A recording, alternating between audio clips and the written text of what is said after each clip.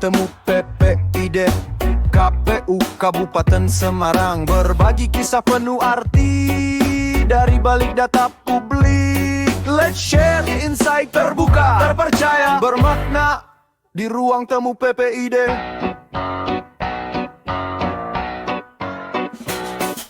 Assalamualaikum warahmatullahi wabarakatuh. Selamat datang di podcast Ruang Temu. Ini adalah podcast PPID KPU Kabupaten Semarang yang nanti kita akan membahas tentang pelayanan kami terhadap masyarakat terkait dengan permohonan informasi atau dalam kaitannya dengan penyediaan informasi. Jadi ruang temu ini memang kita kita laksanakan untuk melayani masyarakat kaitannya dengan permohonan data, penyajian informasi dan lain sebagainya. Dan hari ini kita kedatangan tamu dari Undip ya, Undip Semarang. Ini ada 3 mahasiswa yang sudah hadir. Ini adalah tamu pertama kita di podcast Ruang Temu, yang nanti kita akan ngobrol-ngobrol santai saja, ngobrol-ngobrol asik terkait dengan kepemiluan, pemilihan atau pilkada yang mungkin ini menjadi bagian dari tugas kalian atau datang ke sini itu dalam rangka untuk apa begitu ya. Jadi silahkan perkenalkan diri terlebih dahulu, dimulai dari Mas yang pojok ini, silahkan. Halo teman-teman KPU dan teman-teman pemilih, saya Age Gelwana Alwala, saya mahasiswa Ilmu Pemerintahan Universitas Diponegoro angkatan 2023. Silakan yang tengah ini. Halo semuanya, perkenalkan nama saya Syahrul Faiz Ibnu Pramono. Saya berasal dari Universitas Diponegoro, jurusan Ilmu Pemerintahan angkatan 2023. Halo semuanya, perkenalkan nama saya Arif Asidi Kiel Ibrahimi, saya dari jurusan Ilmu Pemerintahan angkatan 2023. Oke, mantap ini. Saya teringat jadi mahasiswa dulu ini ya, ganteng-ganteng, gagah-gagah gitu. Oke, kalian datang ke sini itu kan dalam rangka apa? Gitu. Jadi ruang temu ini memang fasilitas pelayanan kita PPID KPU Kabupaten Semarang untuk menerima tamu-tamu yang kaitannya permohonan informasi, penyediaan informasi, data dan lain sebagainya. Monggo dari ketiga ini siapa mungkin salah satu atau ketiga-tiganya ingin menjelaskan maksud kedatangan ke sini apa? Jadi maksud kedatangan kami Pak untuk datang ke KPU Kabupaten Semarang ini adalah untuk meminta data terkait penelitian kami yang fokus di dinamika kesadaran politik dan partisipasi pemilih masyarakat di pemilu 2024, terkhususnya di Kecamatan Ungaran Barat dan Ungaran Timur. Tugas ini dari mata kuliah studi partisipasi yang diampu oleh Pak Hari dan Bu Fitri ya. Iya. Jadi ketiganya ini satu kelompok ya? Betul. Berarti satu kelompok mendapatkan tugas untuk partisipasi di Ungaran Barat dan Ungaran Timur. Oke. Karena memang ruang temu ini sebagai bagian kita untuk kita sharing informasi dan sebagainya. Silakan saja. Mungkin apa yang kalian butuhkan terkait dengan tugas kalian, nanti kita akan fasilitasi dengan sebaik-baiknya. Silakan, mungkin ada salah satu dari kalian menyampaikan apa yang dibutuhkan untuk tugas kalian, dan nanti kalau memang ada data yang kami perlu siapkan, nanti kita siapkan melalui PPID kita. Untuk pertanyaan pertama ya Pak, mungkin bisa minta tolong dijelaskan atau diceritakan gimana sih Pak kemarin pengalamannya selama pemilu kemarin dari partisipasi masyarakatnya di daerah Ungaran Barat dan Ungaran Timur Pak. Oke, sebelum saya masuk ke Ungaran Barat dan Ungaran Timur, saya menjelaskan terlebih dahulu partisipasi di Kabupaten Semarang ya, biar kalian juga paham Kabupaten Semarang itu partisipasinya berapa gitu. Di pemilu 2024 kemarin, partisipasi pemilu kita mencapai 89,72%, hampir sedikit lagi 90% ya. Ini termasuk tinggi karena memang pemilu 2024 kemarin antusias masyarakat sungguh sangat luar biasa ya. Dimulai dari kegiatan-kegiatan kami mencanangkan sosialisasi di beberapa daerah, alhamdulillah target kita di 89,72 itu tercapai begitu. Terkait dengan partisipasi di Ungaran Barat dan Ungaran Timur, ini menjadi lokus tugas kalian ya, Ungaran Barat dan Ungaran Timur saja ya. Untuk Ungaran Barat kita mencapai 87,45%.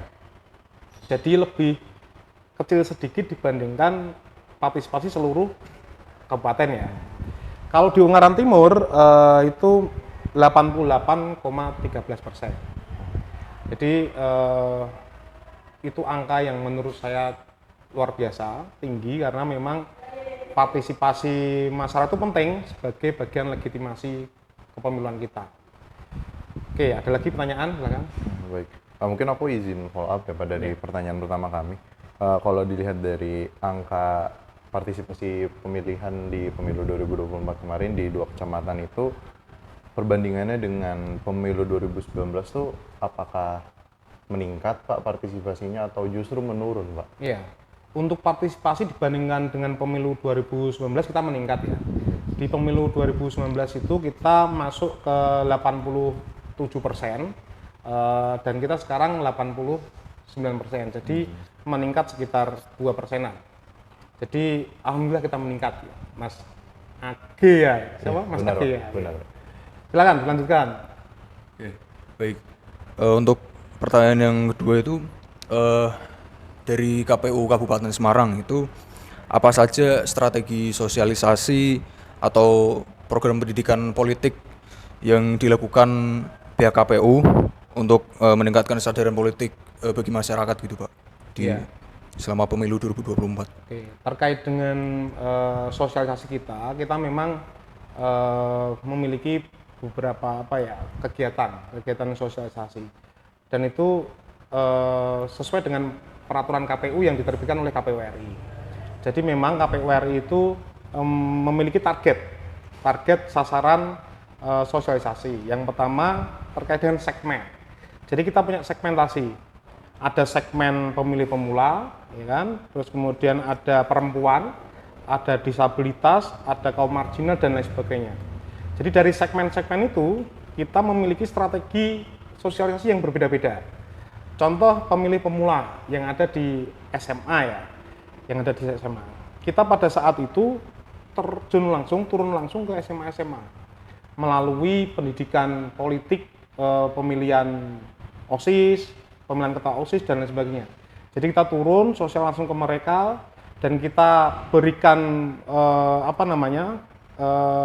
bimtek begitu kepada pengurus OSIS, bagaimana sih melaksanakan pemilihan OSIS yang baik dan benar, yang kita mirip-miripkan dengan pemilu yang ada gitu.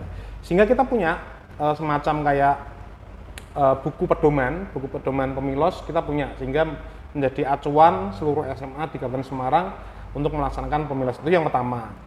Terus yang kedua, kita juga tidak berhenti di tataran ini ya, terjun langsung ke sana, kita juga medsos kita galakkan ya. Jadi seperti podcast kita ini, terus kemudian Facebook, Instagram, Twitter itu juga kita terus update dan upgrade informasinya, sehingga masyarakat itu kalau pengen tahu informasi di KPU Kabupaten Semarang atau terkait dengan pemilu 2024 itu tinggal klik aja di web kita atau tinggal di medsos kita.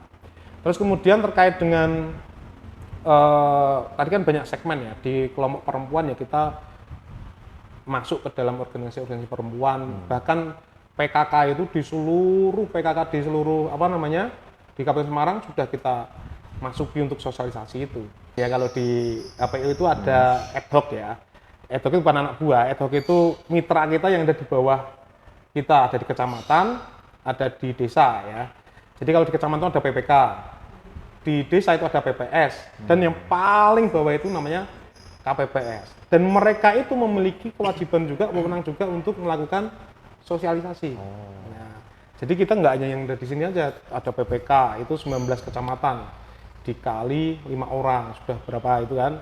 PPS 3 orang per desa, itu juga mereka melakukan sosialisasi, sehingga kita bisa masuk ke organisasi wanita paling besar ya di tingkat desa itu PKK itu.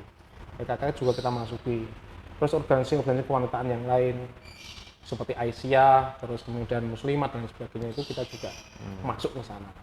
Terus terkait disabilitas, kita juga sangat concern dengan prinsip kita yang aksesibel itu ya. Jadi kita punya prinsip aksesibel itu yang kita diwajibkan, diharuskan untuk memfasilitasi kaum disabilitas.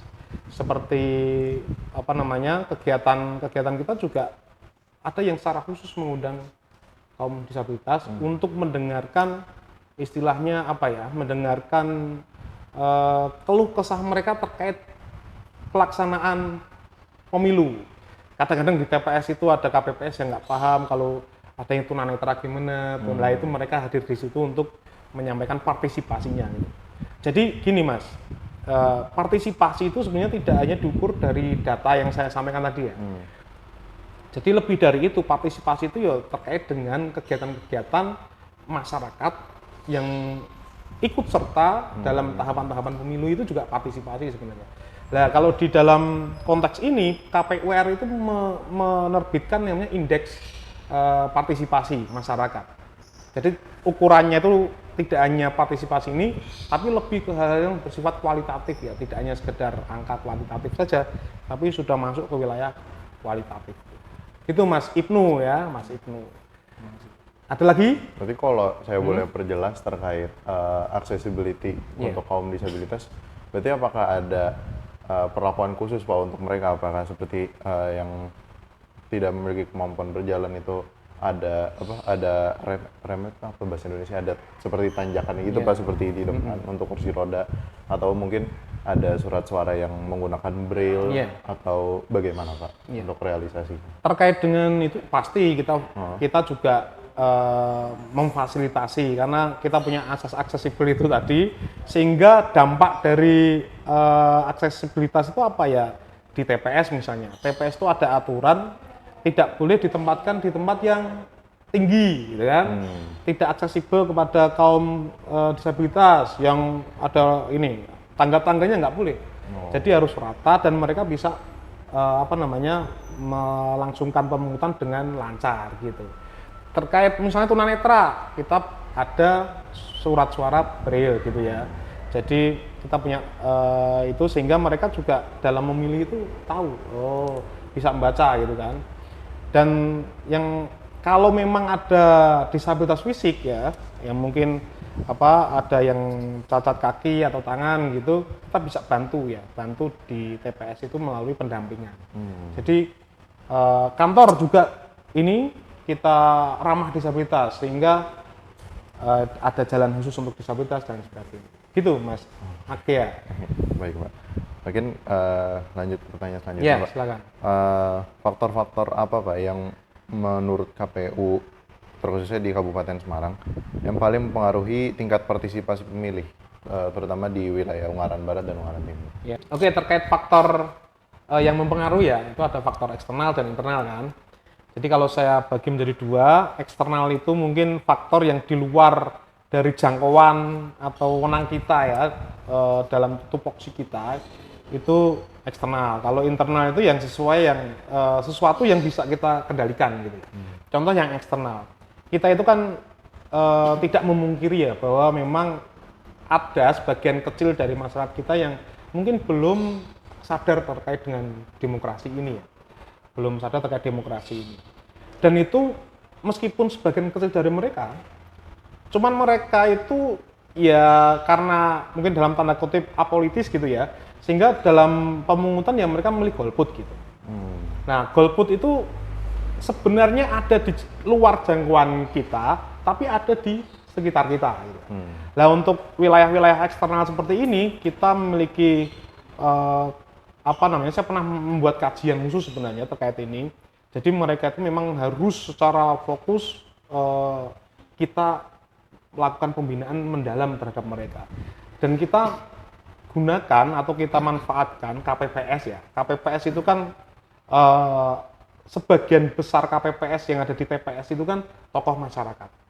Jadi pada waktu BIMTEK kita anjurkan, kita berikan penekanan kepada KPPS itu bagi masyarakat yang mungkin malu keluar rumah, bagi masyarakat yang mungkin dia tidak pernah nyoblos dan sebagainya di pemilu-pemilu sebelumnya, kelihatan nggak bersosialisasi di masyarakat adalah KPPS. Ini saya minta untuk memberikan pendekatan secara persuasif kepada orang-orang tersebut agar waktu pemilu itu berangkat nyoblos gitu.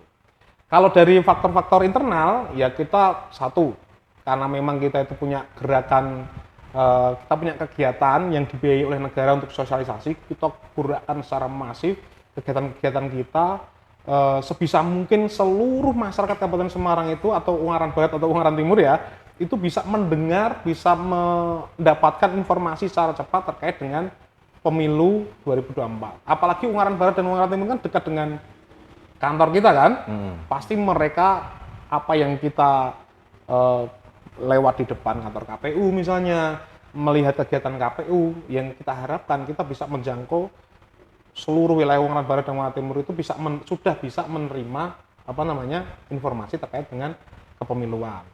Terus faktor yang lain, ya selain dari faktor yang sudah kita lakukan, juga ada faktor dari peserta pemilu. Jadi peserta pemilu kita itu apalagi pemilihan DPR ya. DPR itu kan ada DPRD kabupaten ya. Yang orang-orangnya ya orang-orang sini semua. Jadi mereka ya ketika mereka aktif menemui masyarakat, aktif menemui pemilih. Jadi sosialisasi kita ya terbantu oleh mereka juga. Karena mereka nggak mungkin kan mengkampanyekan jangan ke TPS, kan nggak mungkin. Jadi kampanyenya pasti ayo rame-rame ke TPS. Silakan datang ke TPS, coblos saya, misalnya kan gitu kan. Jadi itu faktor yang kuat juga peserta pemilu itu mempengaruhi pemilih atau masyarakat untuk datang ke TPS. Selain itu juga ada faktor-faktor lain, misalnya faktor pemerintah ya. Pemerintah itu juga mendorong, alhamdulillah di Kabupaten Semarang itu pemerintah juga aktif mendorong masyarakatnya untuk melek demokrasi, sadar demokrasi. Mereka juga bareng-bareng membuat itu kayak semacam sosialisasi melalui spanduk, terus di media radio mereka, medsos mereka untuk bareng-bareng berangkat ke TPS. Ya itu juga menjadi faktor ya, faktor penentu partisipasi di Ungaran Barat atau Ungaran Timur, atau secara umum ya di Kabupaten Semarang ya seperti itu, hampir sama. Cuman karena Ungaran Barat dan Ungaran Timur itu adalah perkotaan, ini kan perkotaan ya, Ungaran Barat Ungaran beda dengan daerah Tuntang, daerah Banyu Biru, Brengapus itu kan ya wilayah-wilayah beda dengan Ungaran Barat dan Ungaran Barat dan Ungaran Timur itu tingkat satu SDM-nya juga tinggi ya kan, dan secara perekonomian juga tinggi begitu, sehingga bisa dibilang ya untuk sosialisasi di Ungaran Barat dan Ungaran Timur sebenarnya bukan hal yang susah gitu, karena mereka itu sebenarnya ya saya yakin hampir 99% mereka paham kapan pemilu, kapan noblosnya. Ya memang ada ada faktor-faktor tertentu tadi yang membuat mereka mungkin ada yang tidak ke TPS gitu.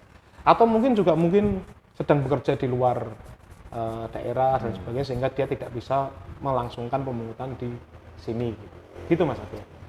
Silakan, ada lagi. Mungkin saya mau nambahin pertanyaan. Tadi kan Bapak juga udah sebutin tentang strategi yang udah dilakuin tuh, kayak sosialisasi ke sekolah-sekolah, terus juga kerja sama ibu-ibu PKK dan lain-lain. Nah, pasti kan yang namanya kita usaha ya buat mengajak masyarakat tuh pasti ada aja kayak hambatannya lah, kendalanya segala macam. Nah, selama penerapannya itu Pak, strategi itu kira-kira ada nggak sih Pak kayak kendala atau hambatan yang dialami sama KPU Kabupaten, terutama untuk mengajak generasi muda? Kayak kemarin kan pemilu kemarin mungkin untuk umur-umur yang di angka 20 ke bawah kan baru pertama kali ya pengalaman pertama, dan itu kan pastinya mereka kayak kita ngapain sih milih gitu, kita nggak ngerti politik lah segala macam. Itu gimana cara KPU Kabupaten Semarang buat mengajak mereka gitu, ayo milih gitu?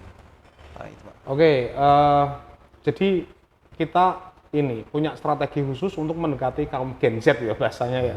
Kalau zaman sekarang itu kan memang bonus demografi itu sudah mulai terlihat dari pemilu dan pilkada kemarin ya.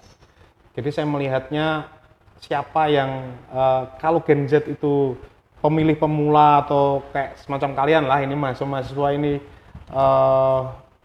mengarah ke yang ketertarikan ke hal apa itu informasi yang kita sampaikan juga mudah sekali. Contoh gini, jadi kita menggunakan pendekatan budaya sebenarnya. Jadi ada kegiatan kita KPU on the road ya. KPU on the road itu kita punya band ya. Jadi band kita itu di 19 kecamatan itu kita turun. Untuk mendekati apa? Ya anak-anak muda. Karena mereka kalau didekati dengan cara-cara yang konvensional, misalnya saya pakai mobil, misalnya pakai toa, datang ke TPS gitu, apaan itu kan? Jadi kita di tempat-tempat di kecamatan itu kan ada tuh alun-alun ya kan, tempat pariwisata yang banyak pengunjungnya di situ, kita datang ke sana, kita sosialisasi sambil ngeband. Kita pakai lagu-lagu kalian lah, kalau lagu-lagu anak muda ini, sehingga mereka interest, mereka apa sih Ki, ada musik gitu kan, ikut mendekat, dan akhirnya kita sambil sosialisasi di dalam situ. Terus ada juga karena kita sadar ya bahwa sekarang itu kebanyakan orang itu kan menggunakan HP ya untuk mencari informasi ya. Jadi dalam satu genggaman HP ini kan kadang-kadang orang yang malas keluar, malas bersosialisasi ke luar rumah itu kan hampir menggunakan HP ini untuk mencari informasi. Kita juga masif Mas di dunia medsos itu. Jadi dunia medsos itu kita aktifkan secara baik gitu sehingga bisa menarik perhatian. Kita juga mengadakan lomba-lomba nyanyi ya kan, nyanyi jingle KPU gitu pada saat itu, dan alhamdulillah yang mengikuti juga anak-anak muda sebagian besar. Yang mendaftarkan itu juga sebagian besar anak muda. Kita juga lomba selfie di TPS misalnya, lah itu mereka juga aktif untuk ikut serta dalam. Jadi intinya pendekatan kita melalui seni dan budaya khusus untuk anak-anak muda tadi ya, untuk anak-anak muda, khususnya di Ungaran Barat dan Ungaran Timur. Gitu Mas. Berarti secara media sosial cukup kencang juga ya? Iya kencang, kita di media sosial cukup kencang karena itu sosialisasi yang sangat praktis, efektif dan efisien. Benar Pak. Iya. Saya ngerasain soalnya Pak, saya pemilu kemarin tuh pemilu pertama saya baru 19 sekarang.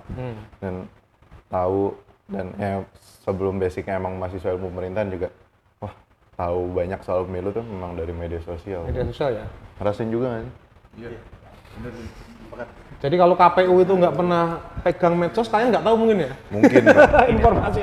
Paling taunya ya noblosnya kapan gitu tok gitu kan. Calonnya siapa, apalagi DPR kabupaten sama provinsi. Kalau RI itu kan mungkin sering nongol di TV ya. Tapi kalau kabupaten, provinsi itu kan jarang, kita harus yang aktif mencari tahu. Ya, kalau nggak mencari tahu ya kita nggak tahu siapa yang akan kita coblos, dan pada akhirnya banyak orang nggak nyoblos gara-gara nggak tahu siapa sih gitu kan. Akhirnya wah nyoblos saja gitu kan. Itu kan juga bisa menjadi faktor ya kan. Jadi memang tadi medsos itu yang untuk saat ini pun strategi utama kita medsos ya. Bagaimana biar KPU itu bisa viral gitu kan. Jadi yang viral itu nggak yang joget-joget gitu. Diskusi seperti ini viral itu gimana sih caranya, kita sekarang sedang berpikir keras untuk itu agar bisa mengambil alih ya kan, viralitas di Indonesia itu viralitas yang bagus gitu, yang baik gitu untuk pendidikan, khususnya pendidikan demokrasi di Indonesia. Silakan, ada lagi? Paling itu Pak tadi yang soal kendala-kendala.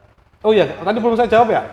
Untuk kendala sebenarnya, kalau kendala secara teknis ya kita memang nggak mungkin bisa masuk ke relung yang paling kecil gitu ya, ke keluarga seluruh masyarakat Kabupaten Semarang itu ya bisa saja kita tidak bisa menjangkau itu karena keterbatasan pasukan ya, keterbatasan SDM kita, keterbatasan badan ad hoc kita gitu, sehingga kadang-kadang memang kita butuh strategi untuk bisa menjangkau seluruh wilayah yang sangat luas ini.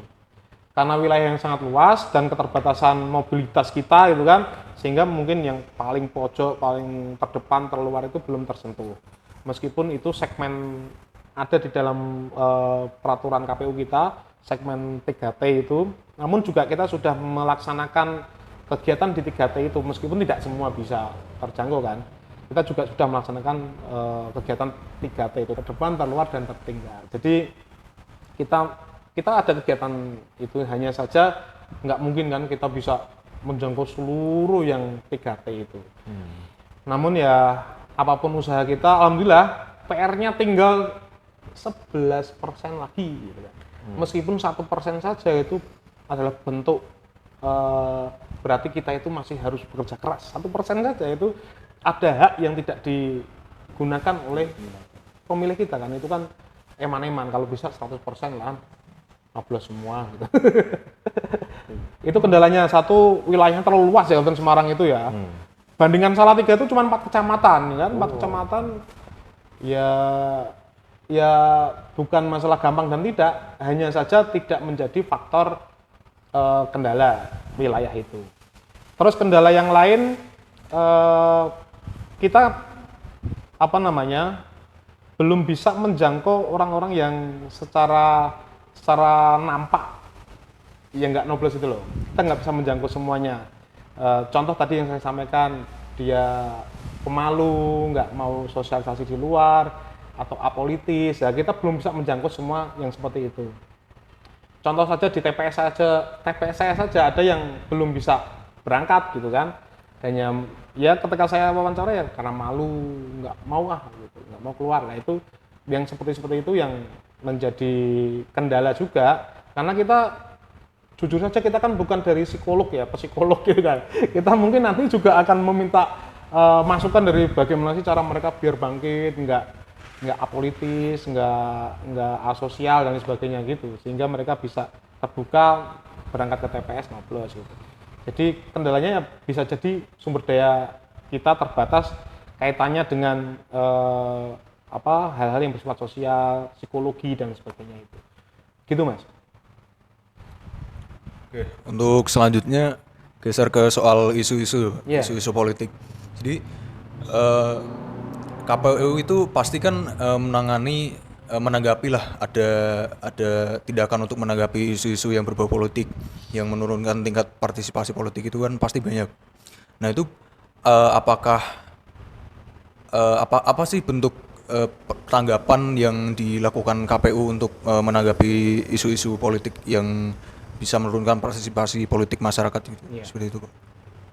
Jadi contoh isu politik itu kan contohnya ya kayak money politik ya, money politik, terus hoax gitu kan, SARA atau gerakan-gerakan golput, gerakan-gerakan ya apolitis tadi, orang yang nggak suka politik ya misalnya ya. Jadi setiap pemilu kita pasti menghadapi itu Mas. Setiap pemilu kita pasti menghadapi itu. Di pemilu 2019 itu kuat sekali itu isu-isu yang saya sebutkan tadi ya. Tapi alhamdulillah di pemilu 2024 itu isu-isu yang sama seperti di pemilu 2019 itu udah mulai menurun. Jadi kalau saya melihat kayak semacam pertarungan antar, misalnya contoh kalau yang paling kuat kan presiden ya. Pertarungan antar presiden, mereka sudah tidak lagi mengeluarkan isu-isu yang seperti di pemilu 2019 gitu. Di pemilu 2024 sudah mulai tidak kelihatan isu-isu soal agama, ya kan?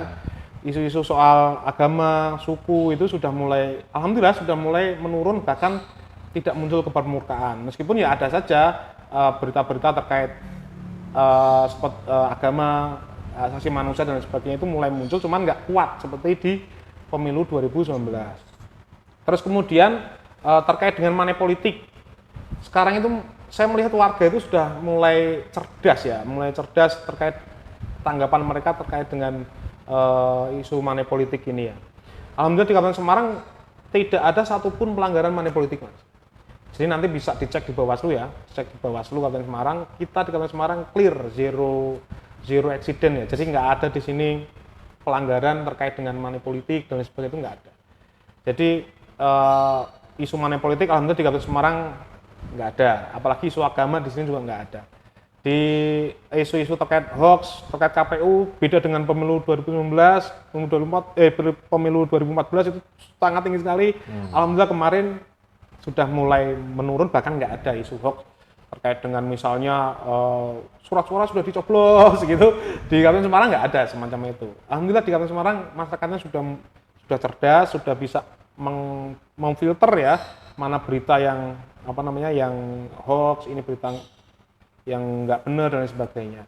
Ya salah satu caranya kita selalu informasikan, publikasikan kegiatan-kegiatan kita serukan, misalnya ada hoax kecil pun kita sudah mulai antisipasi dan kita langsung klarifikasi, kita mulai bangun kepercayaan kepada masyarakat sehingga masyarakat itu cukup melihat medsos kita, oh ya, oh itu nggak benar, oh itu salah gitu. Ada satu kasus yang bukan kasus ya, isu yang sempat agak mau mampir gitu kan di Kabupaten Semarang karena yang lain-lain juga kena gitu. Isu honor KPPS itu kan viral ya di TikTok ya. Isu itu sangat viral di TikTok. Ada yang mendapatkan segini. Tapi alhamdulillah di sini ada masukan masyarakat terkait, tapi kita langsung klarifikasi bahwa berita itu tidak benar, yang benar adalah seperti ini. Memang setiap daerah berbeda karena kegiatannya pun berbeda. Misal Salatiga itu BIMTEK KPPS itu disatukan satu wilayah sehingga mereka itu pergi ke kota untuk untuk menghadiri pelantikan dan BIMTEK itu. Kalau di kita kan tiap desa ada BIMTEK KPPS sehingga ada pendapatan yang berbeda antara Salatiga dan Semarang. Wah itu mencuat kayak. Tapi dengan penjelasan yang masif di Facebook, di media sosial kita, alhamdulillah semua bisa teratasi gitu. Meskipun kita selalu waspada, kita selalu hati-hati dalam memberikan informasi kepada publik, apalagi melalui media sosial. Sekarang itu goreng-goreng itu gampang banget, set gitu kan. Kita hati-hati terkait itu. Itu Mas, aku mau tanya, Arif ya, Mas Arif, Mas Ibnu, Mas Arif, Mas Ibnu, Mas Age. Ya. Ada lagi? Ya. Itu bisa dikatakan KPU Kabupaten Semarang cukup reaktif ya Pak dengan isu-isu yang ada. Ya, reaktif, responsif gitu ya. Jadi lebih ke respon sebenarnya. Kalau reaktif itu kan sedikit, wah, gitu kan. Kalau respon tuh sambil ada tanggung jawabnya. Gitu. Ayo silahkan. Baik Pak. Selanjutnya itu lebih ke bentuk kerja Pak. Gimana bentuk kerja KPU dengan tokoh masyarakat, pemerintah lokal. Sebenarnya kita tahu KPU itu kan lembaga independen Pak, dengan pemerintah lokal atau organisasi lainnya untuk mendukung kesadaran politik di masyarakat Pak. Ya, kita sangat sadar ya bahwa kita nggak mungkin bisa kerja sendiri ya. Kita nggak mungkin kerja-kerja KPU itu bisa dilaksanakan sendiri, KPU saja dengan PPK, PPS, KPPS nggak mungkin lah. Kita pasti bekerjasama dengan organisasi, masyarakat, tokoh agama, siapapun organisasi itu kita dekati mereka untuk masuk ke dalam ruang-ruang yang tadi tidak bisa dijangkau oleh KPU tadi. Kita juga misalnya di Kabupaten Semarang lah, kerjasama kita dengan NU, Muhammadiyah, itu kan organisasi agama yang besar di sini kan, organisasi agama yang besar di sini, dan mereka sangat membantu kita dalam meyakinkan kader-kadernya untuk berpartisipasi dalam pemilu. Kita juga bekerjasama dengan misalnya organisasi wanita tadi, PKK, GUW dan lain sebagainya. Kita juga berkoordinasi bekerjasama dengan pihak-pihak sekolah, ya kan? Pihak-pihak sekolah di seluruh Kabupaten Semarang itu kita undang ke KPU untuk bareng-bareng membuat semacam kerjasama agar pemilih-pemilih yang ada di SMA itu nanti bisa nyoblos gitu kan. Jadi kita tidak bahkan hampir semua organisasi di Kabupaten Semarang kita pernah undang dan melakukan kerjasama. Meskipun kerjasamanya ya kaitannya dalam sosialisasi tadi. Itu Mas Agi ya. Baik Pak. Kalau dari tokoh masyarakatnya sendiri Pak, di KPU Kabupaten Semarang sendiri itu pernah bekerja sama dengan siapa aja Pak sekiranya? Kalau tokoh masyarakat siapa ya? Ya hampir. Kalau tokoh masyarakat itu kan kita ambil dari ketua-ketua organisasi itu, ormas itu ya. Dari ketua Muhammadiyah, ketua NU, ketua Muslimat, ketua Aisyah itu kita meskipun tidak kerjasama secara tertulis gitu ya, tapi mereka pasti selalu kami libatkan dalam setiap diskusi, dalam setiap contoh debat lah. Debat itu kita menjaring pertanyaan-pertanyaan dalam debat itu kepada mereka itu. kiranya nanti debat apa saja yang perlu ditanyakan dengan misalnya contoh pilkada ini ya, debat bupati kemarin, ya dari mereka itu masukan-masukannya terkait dengan sosialisasi misalnya bagaimana sih pendekatan ke kader NU, ke kader Muhammadiyah, kader ini itu kan beda-beda ya, termasuk lintas agama, semua agama juga kita rangkul untuk bekerjasama dalam kaitannya sosialisasi ini untuk meningkatkan kesadaran demokrasi mereka. Mungkin untuk pertanyaan terakhir ya Pak, Iya. saya serahkan ke warga Ungaran asli. Ibnu Ungaran ya? Ungaran. Ungarannya mana? Ungaran sih. Ungaran Timur, Gedangana. Oh, Ungaran. Oh, Gedangana. Ya, silakan Ibnu. Untuk pertanyaan terakhir ya Pak ya. Ya. Bagaimana evaluasi KPU terhadap partisipasi politik masyarakat di Ungaran Barat dan Timur pasca pemilu 2024 Pak? Dan apa saja langkah yang akan ditempuh untuk pemilu di periode selanjutnya Pak? Jadi gini Mas Ibnu, karena memang belum 100% ya harus kita evaluasi gitu kan. Di pemilu 2024 kemarin di Ungaran Barat dan Ungaran Timur itu kan cuma 88%-an tadi ya. 88%. Ada sekitar 11% atau 12% yang tidak nyoblos atau tidak melaksanakan pemungutan suara. Maka pertama langkah kita akan data dulu. Data itu berisi tentang satu variabel terkait dengan alasannya apa. Terus kedua terkait dengan umurnya, ya kan? Karena setiap umur itu pasti memiliki pendekatan yang berbeda-beda, ya kan? Terus yang ketiga mungkin lebih kepada strateginya. Nah kalau kita sudah tahu masalah-masalah yang terjadi di sana, maka kita bisa menggunakan itu sebagai acuan membuat perencanaan kegiatan di pemilu 2029 nanti atau pemilu setelah ini begitu. Jadi biar kegiatan kita besok tidak salah sasaran, karena jangan-jangan ya kita sudah melakukan kegiatan, kita sudah melakukan sosialisasi, tapi orang-orang yang tidak nyoblos tadi nggak pernah tersentuh sama KPU itu kan sama saja. Jadi kita berusaha di pemilu selanjutnya akan melakukan kegiatan-kegiatan yang sebisa mungkin menyentuh mereka. Sehingga yang kemarin nggak nyoblos menjadi nyoblos, yang kemarin sudah nyoblos menjadi lebih sadar nyoblosnya. Nyoblos ya memang karena saya nyoblos pemimpin ini karena memang secara hati nurani saya milih pemimpin ini karena pemimpin ini baik dan lain sebagainya. Jadi semacam itu Mas Ibnu. Itu program-program yang nanti setelah ini kita akan lakukan evaluasi, kajian mendalam sehingga nanti kita bisa terapkan di pemilu berikutnya.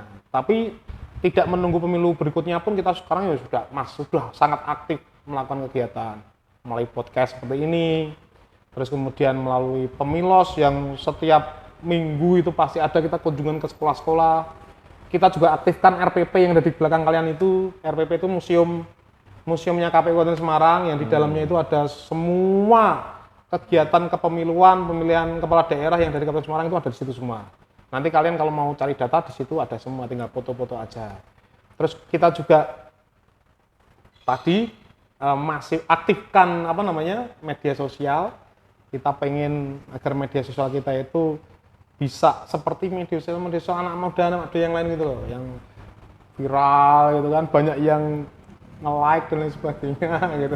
Jadi kita nanti juga butuh masukan kalian-kalian nih biar medsos kita itu booming, viral gitu kan. Viralnya yang baik tapi ya. Yang baik. Itu bagaimana caranya itu kan kita butuh semangat-semangat yang semacam itu. Kita juga nanti akan minta bantuan kepada kalian-kalian ini supaya kalian kan mahasiswa ya, aktivis mahasiswa ya kan, sehingga kalian itu juga menyebarkan virus-virus baik demokrasi kita itu yang seperti apa gitu. Jangan justru apolitis ya, jangan justru kalian itu alergi ya terhadap demokrasi atau politik, karena salah satu yang membuat demokrasi kita hancur itu alergi terhadap politik, alergi terhadap demokrasi ya apaan gitu kan. Nah ini kalian harus mengkampanyekan ke teman-teman mahasiswa Undip ya, agar mereka bareng-bareng menyadarkan masyarakat terkait dengan demokrasi. Karena demokrasi itu ya masa depan kita, masa depan kalian juga.